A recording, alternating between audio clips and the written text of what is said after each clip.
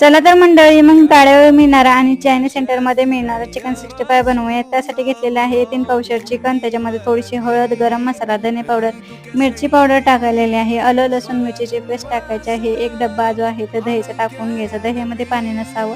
चवीनुसार मीठ, एक अख्खा लिंबू आहे तो मॅरिनेट करण्यासाठी व्यवस्थित पिळून घ्यायचा. त्यानंतर टाकायचा आहे 5 चमचे कॉर्नफ्लॉवर, 5 चमचे मैदा, एक अंडा जे आहे ते छान पिटून घ्यायचे आहे. 7 ते 8 पानं कढीपत्त्याची छान कुस्करून घ्यायची. न लसता मस्त मिक्स करून घ्यायचं आणि सगळ्यात शेवटी टाकायचे आहे कस्तुरी मिरची, लाल पावडर जे आहे आपली कलरवाले ते टाकायचे.